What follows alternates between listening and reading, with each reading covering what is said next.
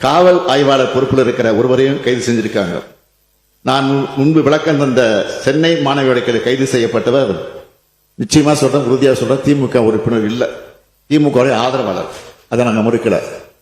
அமைச்சர்களோடு அரசியல்வாதிகளோடு படங்கள் எடுத்திருக்கலாம், தவறு இல்லை. ஆனால் யாராக இருந்தாலும் உண்மையாக திமுக இருந்தாலும் நான் நிச்சயமாக உறுதியாக நடவடிக்கை எடுப்பேன், அதில் எந்த மாற்றம் கிடையாது. ஆனால் திமுக காரன் இல்லை, திமுக உறுப்பினர் இல்லை, திமுக அனுதாவி, அதுதான் உண்மை. எனவே எப்படி இருந்தாலும் கூட அந்த குற்றவாளியை நாங்கள் காப்பாற்றல, உடனடியாக கைது செஞ்சு சிறையில் அடைச்சிருக்கிறதோடு குண்டர் சட்டத்திலும் போட்டிருக்கிறோம். என்னுடைய அரசை பொறுத்த வரைக்கும் எந்த கட்சியாக இருந்தாலும், எந்த தனிப்பட்ட நபராக இருந்தாலும் சரி, ஏன் காவல்துறையாக இருந்தாலும் சரி, பெண்களின் பாதுகாப்பு தான் முக்கியமே தவிர நாங்கள் எதையும் எதிர்பார்ப்பதில்லை. ஆகையால் எதிர்க்கட்சி நண்பர்களை நான் கேட்டுக்கொள்ள விரும்புவது, குற்ற செயல் எதுவாக இருந்தாலும், குற்றவாளிகள் யாராக இருந்தாலும் நேர்மையா, நியாயமா, கடுமையா நடவடிக்கை எடுத்து வரும் இந்த அரசை குறை சொல்லாம பெண்களுடைய பாதுகாப்பு தங்களால் என்ற ஒத்துழைப்பை அனைவரும் அரசுக்கு வழங்கிட வேண்டும் என்று கேட்டு அமைகிறேன்.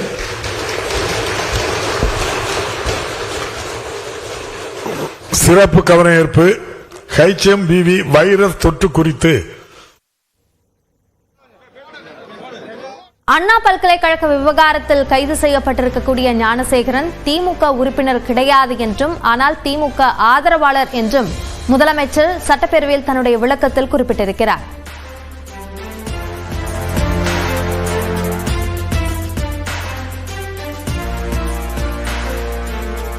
யாராக இருந்தாலும் பெண்களுடைய பாதுகாப்பு சார்ந்த விஷயமாக இருந்தால் அவர்கள் மீது நடவடிக்கை எடுக்க திமுக தயங்காது என்ற விளக்கத்தையும் முதலமைச்சர் மு.க. ஸ்டாலின் சட்டப்பேரவையில் கொடுத்துள்ளார்.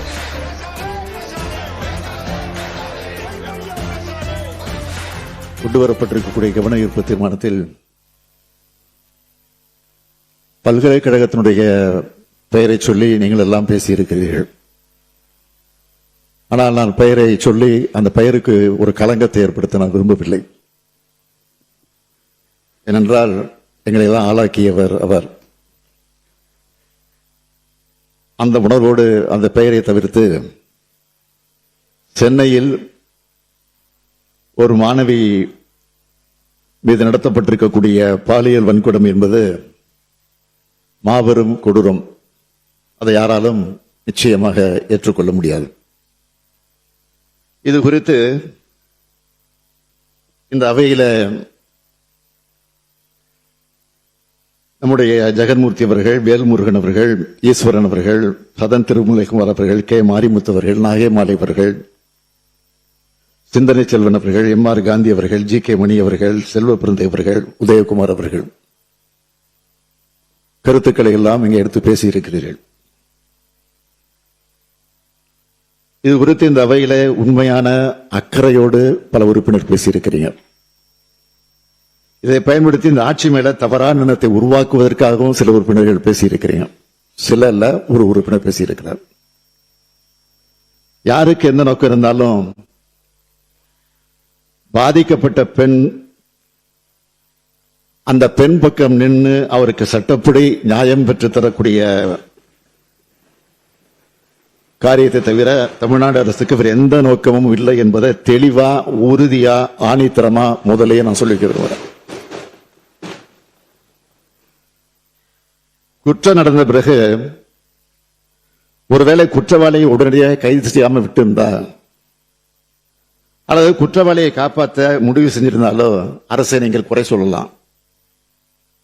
ஆனால் சில மணி நேரத்துக்குள்ள குற்றவாளியை கைது செஞ்ச பிறகும் குற்றம் சம்பந்தப்பட்ட ஆதாரங்களை எல்லாம் திரட்டின பிறகும் அரசை குறை சொல்றது அரசியல் ஆதாயத்துக்கான தவிர உண்மையான அக்கறையோடு செயல்படுகிறது இல்லை என்பதை இந்த மாமன்றத்தில் நான் பதிவு செய்ய விரும்புகிறேன். மாண்புமிகு பேரவைத் தலைவர் அவர்களே, 24/12/2024 அன்று பிற்பகல் சென்னை மாணவி ஒருவர் கொடுத்த புகாரின் அடிப்படையில் கோட்டூர்புரம் அனைத்து மகளிர் காவல் நிலையத்தில் உடனடியாக வழக்கு பதிவு செய்யப்பட்டுச்சு. உடனடியாக தீவிர விசாரணை மேற்கொள்ளப்பட்டுச்சு. மறுநாள் காலையிலே இந்த சம்பவத்தில் ஈடுபட்ட குற்றவாளி ஞானசேகரன் காவல்துறையால் கைது செய்யப்பட்டார். சென்னை முட்டுக்காடு துரிதமான சரியான நடவடிக்கை. இருந்தாலும் எதிர்க்கட்சி என்ன குற்றச்சாட்டு சொல்றாங்க?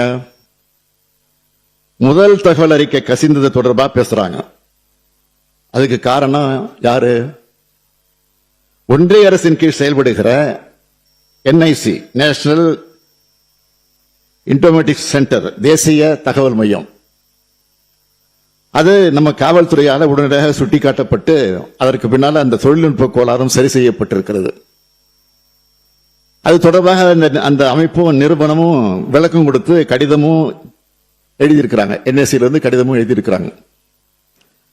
அடுத்து பாதுகாப்பு இல்லை, கேமரா இல்லை, 19 ரூபா சொல்ற குற்றச்சாட்டு உண்மை இல்லை. சம்பவம் நடந்த வளாகத்தில் சுத்தி இருக்கக்கூடிய பகுதிகளில் இருந்த கண்காணிப்பு கேமராக்கள் உதவியோடு தான் குற்றவாளி அடையாளம் காணப்பட்டு கைது செய்யப்பட்டிருக்கிறார்.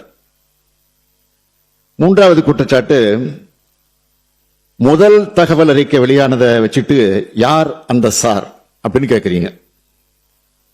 மாண்புமிகு உயர்நீதிமன்ற உத்தரவுப்படி நியமிக்கப்பட்ட சிறப்பு புலனாய்வு குழு தான் இப்ப இந்த புகாரை விசாரிக்கிறாங்க. கைது செய்யப்பட்ட குற்றவாளி குண்டர் சட்டத்தின் கீழ் சிறையில் அடைக்கப்பட்டிருக்கிறார்.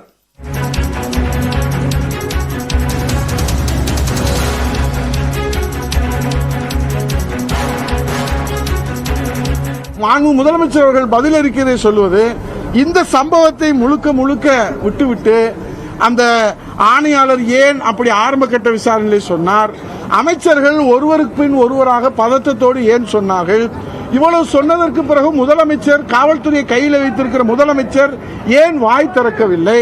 இந்த கேள்வி எல்லாம் தொடர்ந்து நாங்கள் கேள்வி கேட்கிற போது முதலமைச்சர் அவர்கள் பொள்ளாச்சி பாலியல் சம்பவத்தை அவர்கள் எங்களிடத்திலே கருத்துக்களை சொல்லுகிற போது, பொள்ளாச்சி பாலியல் சம்பவத்திற்கு உடனடியாக சிபிஐ விசாரணை வேண்டும் என்று பரிந்துரை செய்தது அன்றைய முதலமைச்சர், இன்றைய எதிர்க்கட்சி தலைவர், மாண்புமிகு எதிர்க்கட்சி தலைவர் அண்ணன் எடப்பாடியார் அவர்கள். ஆகவே அந்த உண்மை தகவல்கள் எல்லாம் மறைத்துவிட்டு இந்த சம்பவத்தை நியாயப்படுத்துவதைப் போல ஒரு முதல்வரிடத்திலே கவனத்திலே கொண்டு சென்றால் பாதிக்கப்பட்ட மாணவிக்கு நீதி கிடைக்கும் என்கிற அடிப்படையிலே தான் கவன ஈர்ப்பு தீர்மானம் கொண்டு வரப்பட்டது. ஆனால் அவர் பொள்ளாச்சி சம்பவத்தை மேற்கோள் காட்டுவது இந்த சம்பவத்தை நியாயப்படுத்துவதை போலதான் அமைந்திருக்கிறதை தவிர, ஆகவே அது குறித்து எங்களுக்கு உடன்பாடு இல்லை. பொய் தகவல்களை தெரிவிக்கிறார்கள். முதலமைச்சர் அவர்கள் பொய் தகவல்களை, உண்மைக்கு மாறான தகவல்களை அவையிலே பதிவு செய்யக்கூடாது என்பதற்காக நாங்கள் எதிர்ப்பு தெரிவித்துவிட்டு நாங்கள் வெளிநடப்பு செய்திருக்கிறோம். முதலமைச்சர் பேசும்போது யார் அந்த சார் அப்படிங்கிறது அதிமுகவுக்கு தெரிஞ்சா சொல்லுங்க. யார் அந்த சார், யார் அந்த சார் அப்படிங்கிறது பதில் சொல், பதில் சொல், பதில் சொல், பதில் சொல், யார் அந்த சார், ஸ்டாலின் அரசே, ஸ்டாலின் அரசே, யார் அந்த சார், பதில் சொல், பதில் சொல், பதில் சொல், நீதி வேண்டும், நீதி வேண்டும், நீதி வேண்டும், யார் அந்த சாரு, யார் அந்த சாரு, நீதி வேண்டும். முதலமைச்சரின் பேச்சுக்கு எதிர்ப்பு தெரிவித்து அதிமுகவினர் வெளிநடப்பு செய்தனர். இந்த சூழலில் முன்னாள் அமைச்சர் RB உதயகுமார் தற்போது செய்தியாளர்கள் மத்தியில் பேசிய அந்த காட்சிகளை பார்த்தோம். அதேபோல தற்போதைய அரசுக்கு எதிர்ப்பு தெரிவித்து அவர்கள் கோஷங்களையும் பதிவு செய்து வருகின்றனர். முன்பாக அண்ணா பல்கலைக்கழக மாணவி பாலியல் வன்கொடுமை செய்யப்பட்டது தொடர்பாக கருப்பு சட்டை அணிந்து சட்டப்பேரவைக்கு சென்று அதிமுகவினர் எதிர்ப்பை பதிவு செய்தனர். அதேபோல டங்ஸ்டன் விவகாரத்திலும் எதிர்ப்பு தெரிவித்து அது தொடர்பான மாஸ்கை அணிந்து சட்டப்பேரவைக்கு சென்றிருந்தனர். இந்நிலையில் முதலமைச்சர் சட்டப்பேரவையில் பதில்கள் கொடுத்த நிலையில் அவரின் பேச்சுக்கு எதிர்ப்பு தெரிவித்து அதிமுகவினர் வெளிநடப்பு செய்துள்ளனர்.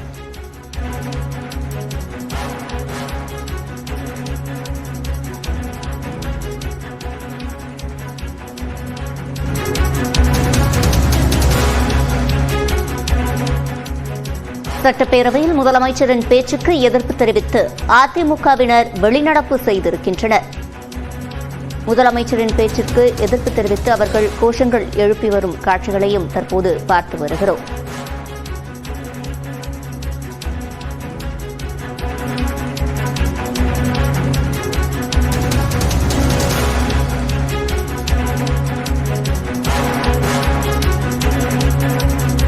சட்டப்பேரவை இன்று 3ஆம் நாளாக கூடிய நிலையில் முதலமைச்சர் மு.க. ஸ்டாலின் பல்வேறு விஷயங்கள் குறித்து பதில்களை அளித்திருந்தார். அந்த பேச்சுக்கு எதிர்ப்பு தெரிவித்து தற்போது அதிமுகவினர் வெளிநடப்பு செய்துள்ளனர்.